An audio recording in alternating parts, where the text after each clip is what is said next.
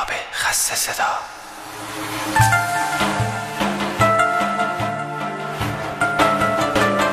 فیت وحید جی ام.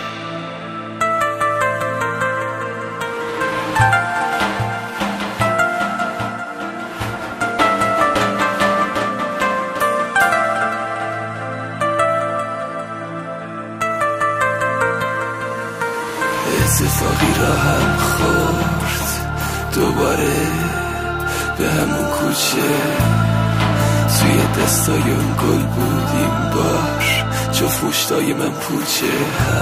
حرف پشت غیرتم توی محل میپیچه بازم. تو هیچ وقت منو نمیخواستی ولی من خوشبختی تو میخواستم. بشکن دلمو تو، شکستناتم قشنگه رسمش نبودا، تنها بشم بری خاطراتت با من به جنگه. قرمزی شراب رنگ سرخ لبت، از این آقایا پر دور و برت. دیدم تو با هم آروم رد شدم که خوشبخشی با میگذرم از هرچی که نگذشتی واسم. برو من خودتو میخواستم، شکستی منو خوردم کردی، تو اصلا نمیخواستی پای تو من واسم. برو حلالت همه نامردیایی که تو در حق من کردی، دیگه حتی من به جنونم برسم ازت نمیخوام پیشم برگردی. مگه چشای من چشه؟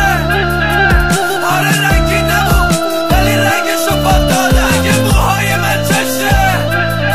منی که رنگ نمی کردم مدل نمی داده. اگه لبای من چشه؟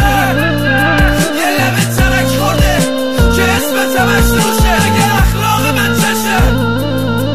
آره سنگ بود ولی سر تو با همه می جوشه. اگه خنده هم چشه؟ گریه هم چشه؟ بغض هم چشه؟ اشکای من چشه؟ اگه عاشق شدن چشه؟ که باید برم کنه بره با غریبه جفتشه. اگه غیرت من چشه؟ تا غیرتی میشم چرا راهمو میبنده. اگه خنده هم چشه؟ که خنده همو فرو داره با اون میخنده.